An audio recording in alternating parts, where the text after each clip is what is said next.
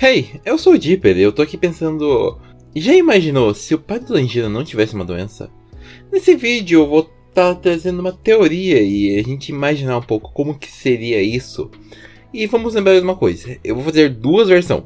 Uma que ele conhecia a organização de caçadores de demônios e uma que ele não conhecia. Assim vai ficar mais interessante pra vocês. Ok? Então vamos pro vídeo. Ah, e já deixa o like pra apoiar o canal. Eu vou começar pela primeira, que vai ser mais rápida, que é ele não conhecia a organização. O pai do Tanjiro, por causa dessa herança de sua família, que ele herdou do seu pai e assim vai, ele sabia a dança do Deus do Sol, que era nada mais, nada menos que uma espécie de respiração do Sol, porém mais bem nerfada e em partes, que era feito mais como um ritual de sua família. Se ele não tivesse a doença, a gente pode considerar que provavelmente, por ele trabalhar, ele teria, vamos dizer que mais força física, força psicológica e ter muitas outras coisas.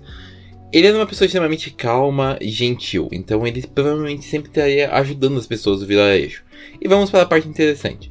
Provavelmente ele e o Tanjiro teriam saído aquela noite para levar o carvão, mas vamos considerar que ele saiu e ficou a família dele. A família dele morreu, ele ia em busca de vingança. E daí a gente teria a história, só que como um personagem extremamente mais poderoso do que o Tanjiro indo atrás. E daí seria mais uma aventura de pai e filha, com ele carregando ela pelo mundo pra tentar salvar ela. E isso é uma coisa bem legal até, vamos imaginar. Mas considerando que o carvão foi entregue pelo Tanjiro e o pai dele ficou na casa, eu acho que a família do Tanjiro teria saído viva, porém o pai dele não. Porque o pai do Tanjiro já se demonstrou tendo uma questão de habilidade sensorial extremamente alta. Quando ele percebeu um urso distante de sua casa, mas que estava indo em sua direção, e ele sozinho foi peitar. A autora, numa entrevista, confirmou que o poder do pai do Tanjiro, se ele tivesse treinado entre várias outras coisas, seria algo que se comparasse entre o segundo Lua e o primeiro Lua. E o Kikibushito, a gente sabe que o cara é Kikibushito. Parece nome salgadinho. A gente sabe que ele é extremamente poderoso. Então, ele não seria capaz de peitar o Muzan? Não seria. Porém, percebendo que estavam chegando próximo à sua casa, ele provavelmente mandaria toda a sua família se retirar do local.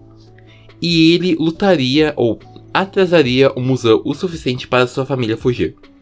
Seria triste demais ver ele morto? Sim.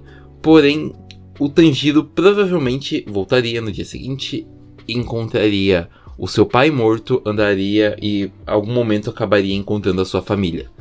É o que eu acho. Ele conseguiria ganhar tempo para sua família fugir durante a noite e o Muzan não ia acabar perdendo tempo por já matar o dono dos brincos, porque se vocês se lembram, estava prestes a morrer e ficou como aquela herança de família pro Tanjiro.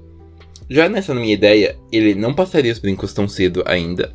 Porém, eu acredito que os brincos seriam encontrados e o Tanjiro carregaria por saber que era uma coisa extremamente importante para o seu pai. Fazendo com que o arco do Tanjiro começasse, porém ele ainda teria a Nezuko, normal humana, que eu até vou colocar que ela se tornaria junto a ele por serem os mais velhos caçadores de demônios, e a sua família viveria escondida em algum outro lugar ou em alguma outra vila para querer ajuda. E eu coloco que ele ia ser encontrado pela manhã pelo Tomioka. Eu não vou explicar muito, eu posso fazer um AU só sobre isso um dia, mas eu vou colocar assim: o pai dele morre, só que a família dele se salva, e vamos pensar e fazer imaginar que a Nezuko e o Tanjiro se tornem caçadores. Beleza, ficou legalzinho aí. Mas agora vamos pro divertido. E se o pai do Tanjiro soubesse da organização de caçadores de demônios e resolvesse treinar com eles?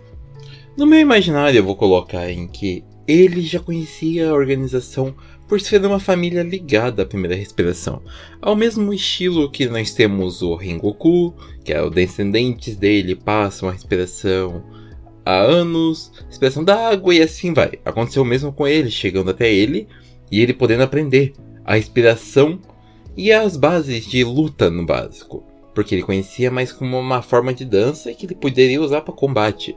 Assim ele teria um treino pesado e a melhor coisa, ele despertaria a marca do caçador. Ele já foi dito como alguém que poderia ter a marca do caçador e o poder da visão do mundo transparente, entre outras habilidades.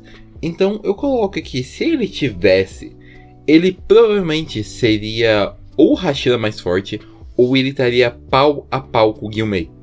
Porque a força dele foi comparada ao Lua Superior 1 ao 2. Então ele tá nesse meio tempo. Então provavelmente numa luta eu coloco que ele e Gyumei estariam lado a lado.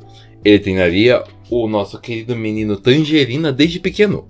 Assim o Tangerina teria um desenvolvimento muito maior e teria muito mais força já quando chegasse no arco do Castelo Infinito, ou até mesmo o primeiro arco. Nessa minha ideia, a família Kamado provavelmente acabaria morando junto com os outros caçadores no quartel-general. E isso faria com que os eventos que fizeram a morte da família dele nunca acontecessem. Ou seja, a gente tem mais um ponto que eles nunca morreriam tão cedo, por assim dizer. A gente teria, vamos dizer, que vários caçadores desde a infância sendo treinados, e chega a certa idade, eles vão pro teste, passam e assim vai. A gente também teria nessa versão minha a Nezuko e o Tanjiro como caçadores de demônios, que seria bem legal de se ver. Imagina os irmãos caçar demônio, isso é da hora, pense nisso. E a gente teria o pai deles muito mais treinado, adaptado e sendo mandado para missões. Eu acho que em combate ele acabaria por ter mais experiência, ser mais velho e não ter a doença que atrapalhasse. Ele poderia ajudar muito até sozinho contra o quarto, quinto. Não os dois juntos, claro, eu coloco lutas separadas. Ele caçando e vamos dizer que no arco do Castelo Infinito ele tendo um desempenho muito importante, talvez até morrendo lá, porque o arco pra matar personagem, puta que pariu. A autora tava inspirada, ela falou, não, pô, matei o Rengoku lá, né, não matei mais ninguém. Toma, vamos resolver isso aqui. Eu acho que talvez ele até morresse no final da luta, porque a gente tem que pensar na questão da idade também dele, que vai até certa idade com a marca do caçador. Porém eu tô considerando que ele despertou mais tarde, como foi o Gyumei, pra sua luta final. Então, é triste pensar que provavelmente ele morreria mais cedo. É triste pensar, mas no mangá original ele já morre cedo por causa da doença. Então ele morrendo numa luta épica contra Muzan, imaginem ele sozinho ganhando tempo para os outros caçadores se arrumarem, organizarem e se prepararem, e daí com aqueles flashbacks do Muzan relembrando e matando ele na raiva, e depois a gente teria todos os outros caçadores, como eles conheceriam o pai do Tanjiro há bastante tempo, se voltando contra ele, com mais motivação ainda para derrotar o Muzan de vez. Seria um arco legal, a gente teria um personagem muito forte, e que até seria meio desbalanceado, porque ele é desbalanceado, segundo ela falou. O que quebrar ele era a doença. Então, um vídeo rápido pra pensar, apesar que esse vídeo já tem 8 minutos. Se você já tá até aqui, comenta aí no chat, bolinha de queijo. Um vídeo pra gente pensar como que seria isso se o pai do Tanjiro não tivesse doença. Ele seria só um pouquinho OP, eu acho. E até o próximo vídeo. Falou!